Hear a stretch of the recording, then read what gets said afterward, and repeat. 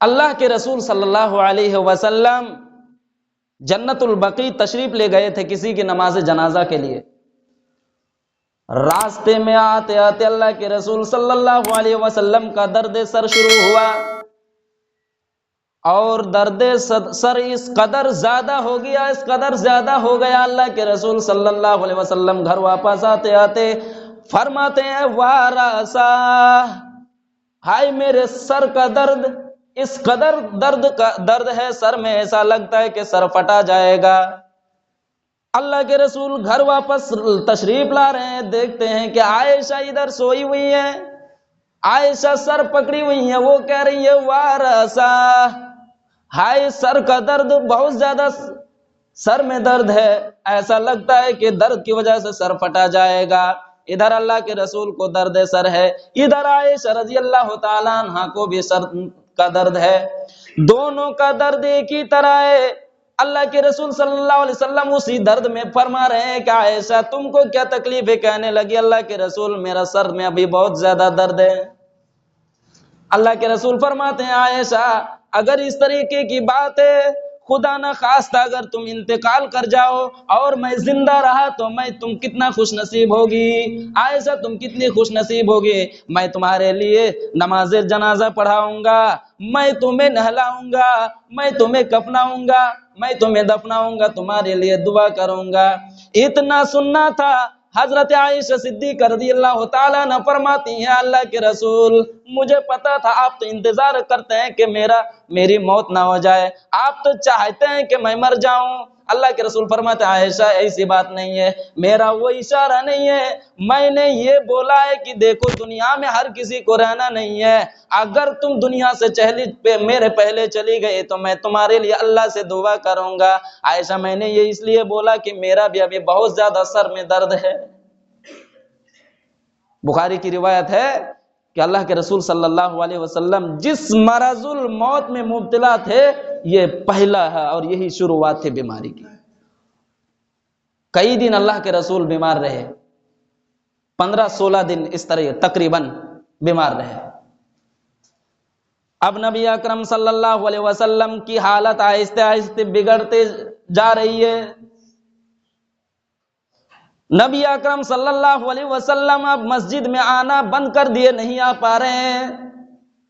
صحابہ کرام رضی اللہ تعالیٰ اجمعین کو نبی اکرم صلی اللہ علیہ وسلم کی ساتھ کا وہ ساتھ یاد آتا ہے، ان کی رفاقت یاد آتی ہے، نبی اکرم صلی اللہ علیہ وسلم کی وہ امامت یاد آتی ہے کہ اللہ کے رسول آگے بڑھ کر کے نماز پڑھاتے تھے. اب اللہ کے رسول کی جگہ خالی پڑی ہے، اللہ کے رسول کی جگہ میں حضرت ابو بکر نماز پڑھا رہے ہیں. صحابہ کرام کو یہ چیز یاد آتی ہے.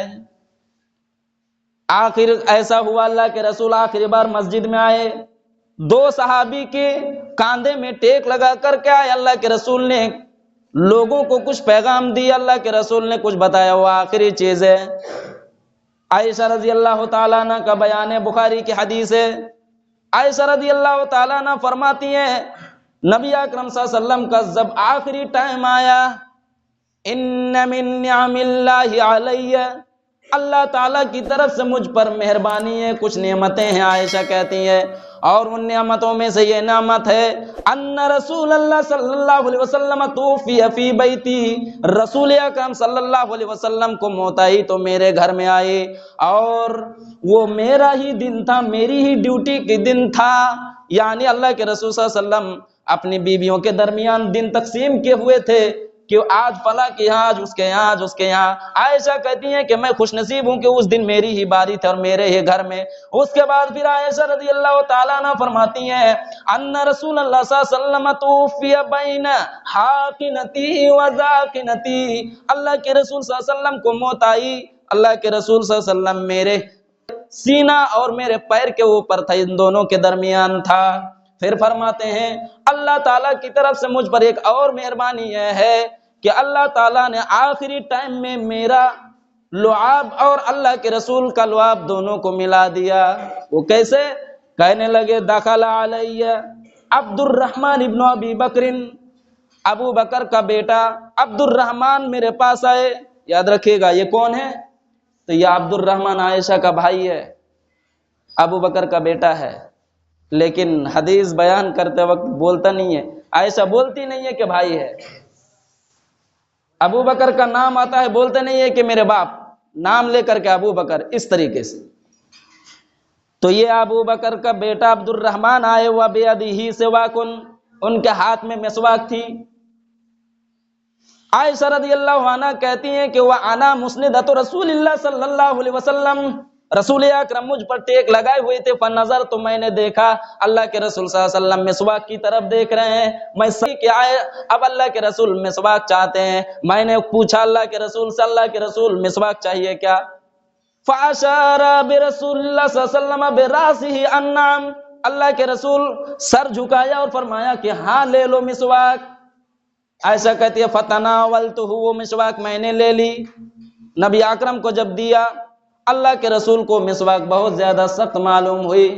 دیکھیے حالت کتنی بگڑ گئی تھی، مسواک چبانے کی بھی اب طاقت نہیں رہی اللہ کے رسول کے درمیان۔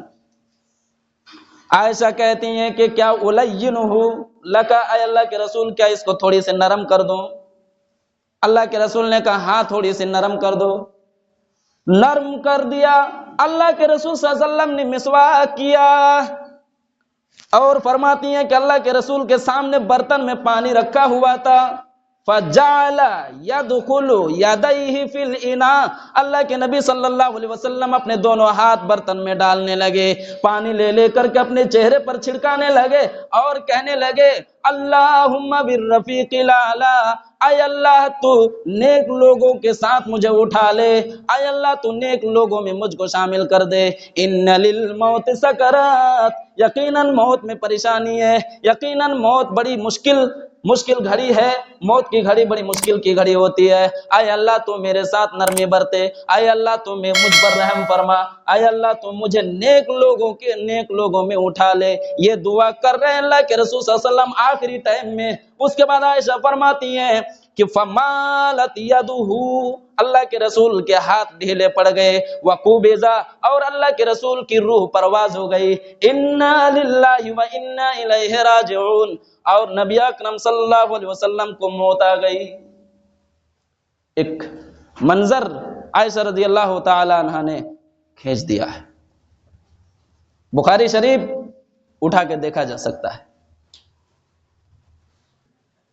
صحابہ کرام میں ایک کھلبلی مچ گئی، کوئی کہہ رہے ہیں کہ مر گئے ہیں، کوئی کہتے نہیں مرے ہیں۔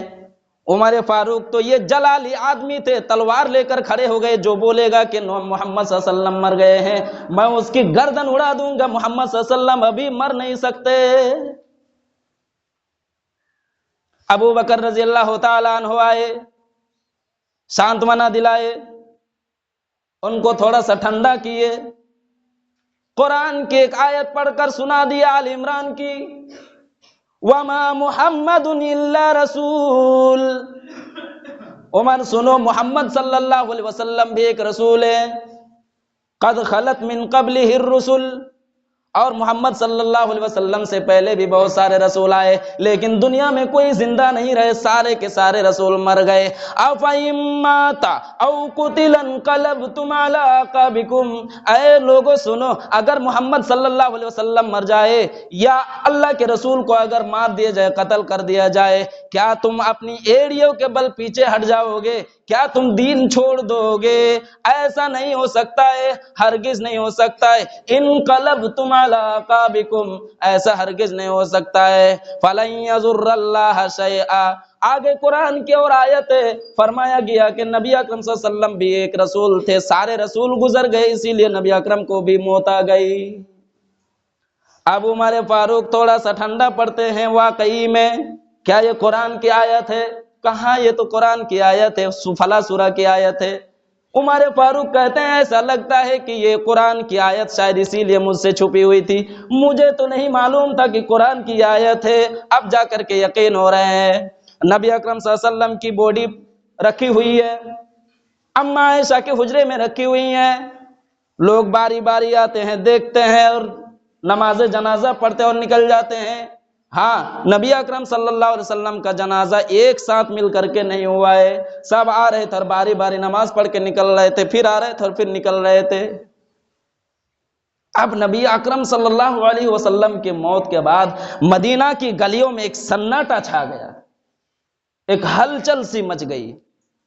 آئیے انس رضی اللہ تعالی عنہ کی ایک روایت سنیے، کہتے کہ اللہ کے رسول لما قدم رسول اللہ صلی اللہ علیہ وسلم المدینہ، اللہ کے رسول صلی اللہ علیہ وسلم جب مدینہ آئے، اس دن سے زیادہ خوشی کا دن ہم لوگوں کی نظر میں کوئی نہیں تھا۔ بچے خوشی کے مارے یہ لوگ آپس میں کھیل رہے تھے، کود رہے تھے اور نعرہ لگاتے تھے۔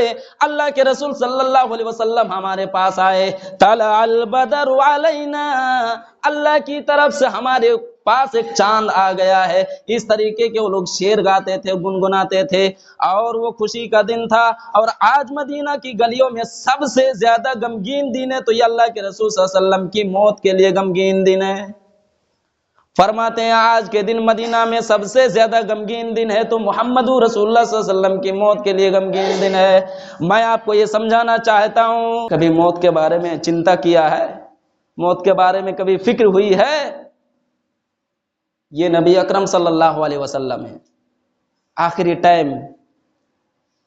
اب عائشہ رضی اللہ تعالیٰ عنہ کہتی ہیں، فاطمہ رضی اللہ تعالیٰ عنہ کہتی ہیں، ہائے میرے باپ کی تکلیف، میرے باپ کی تکلیف اور پریشانی دیکھی نہیں جاتی ہے۔ اللہ کے نبی فرماتے ہیں لا کرب الیوم قط علی ابیک، فاطمہ آج کے بعد تیرے ابو پر کوئی پریشانی نہیں آئے گی۔ اشارہ اس بات کی طرف ہے کہ آج ہی تیرے باپ کا انتقال ہو جائے گا، اشارہ اس بات کی طرف ہے کہ آج ہی محمد رسول اللہ صلی اللہ علیہ وسلم دنیا سے ودا ہو جائیں گے، رخصت ہو جائیں گے۔ آج تو فتویٰ لگا دیتے ہیں کہ فلاں مرتے وقت اس کی بہت پریشانی ہو رہی تھی، اس کے ساتھ یہ حادثہ ہو رہا تھا، جلدی اس کی سانس نہیں نکل رہی تھی، بہت گنہگار تھا۔ لوگوں یہاں پر کیا حکم لگائیں گے؟ کیا اللہ کے رسول بھی گنہگار تھے؟ نعوذ باللہ۔ اللہ کے رسول صلی اللہ علیہ وسلم کے بارے میں اللہ تعالیٰ نے فرمایا قد غفر اللہ ما تقدم من ذنبک وما تاخر، اے اللہ کے رسول آپ میری نظر میں اتنے محبوب ہے کہ میں نے آپ کے اگلے پچھلے سارے گناہ معاف کر دیے ہیں۔ کیا کہیے گا؟ رسول کی پریشانی دیکھ کر کے گنہگار ہو سکتا ہے، انسان گنہگار ہے، ہو سکتا ہے اسی وجہ سے ہی اس کو تکلیف ہو رہی ہے، پریشانی ہو رہی ہے، آخری ٹائم میں ہے، لیکن ہم اور آپ نہیں بول سکتے ہیں کہ اسی لیے اس کو ابھی موت جلدی نہیں ہوتی ہے۔ چلو صدقہ کرو، دان کرو، یہ کرو، قرآن پڑھواؤ، اور ساری چیزیں شروع ہو جاتی ہے۔ یاد رکھیے اسی جگہ میں صرف لا الہ الا اللہ پڑھنا ہے بیٹھے بیٹھے، وہ بھی ان کو نہیں کہنا ہے کہ تم پڑھو لا الہ الا اللہ، ان کو نہیں کہنا ہے۔ ہم اور آپ یعنی اس کے بغل میں، اس کے بازو میں جو بیٹھے ہوئے ہوتے ہیں وہ لوگ بیٹھے بیٹھے پڑھیں گے۔ فائدہ یہ ہوگا کہ ان کے سن کر کے اگر یہ شخص پڑھ لیتا ہے، اللہ کے نبی فرماتے ہیں دخل الجنت، ایسا آدمی جنت میں داخل ہو جائے گا۔ ہاں لیکن بول نہیں سکتے ہیں کہ چلو کوئی بات نہیں، آخری ٹائم میں لوگوں کو بتا دوں گا، میرے پاس بیٹھ بیٹھ کے لا الہ الا اللہ پڑھیں گے، میں بھی سن کے پڑھ لوں گا۔ آپ کو کیا پتا ہے کہ آپ اس آخری ٹائم میں بول سکتے ہیں؟ یہ وہی بولے گا جو بولنے لائق ہے۔ اللہ اسی کے منہ سے یہ کلمہ نکلوائے گا جو کلمہ پڑھتا تھا دنیا میں، نمازیں پڑھتا تھا، جو نیککار تھا اسی کو یہ کلمہ پڑھوائے گا، اسی کو چانس ملے گا۔ یہ اللہ کی طرف سے ہے، اسی لیے ہمیں تھوڑا سا اپنے بارے میں سوچنا ہے۔ نبی اکرم کے ساتھ اس طریقے کی پریشانی آ سکتی ہے، ہمارے ساتھ کیا ہو سکتا ہے؟ پھر میں کہہ رہا ہوں ہو سکتا ہے امت کو یہ سبق دینا تھا، اسی لیے ایسا ہوا نبی اکرم صلی اللہ علیہ وسلم کے ساتھ۔ لوگ آپس میں بات چیت کرنے لگے کہ نبی اکرم صلی اللہ علیہ وسلم کو کہاں مٹی منزل کیا جائے، نبی اکرم کو کہاں دفن کیا جائے، بہت ساری چیزیں ادھر میں جانا نہیں چاہتا، بس آخری بات یہ ہے سارے لوگوں میں ایک مسئلہ چھڑ گیا۔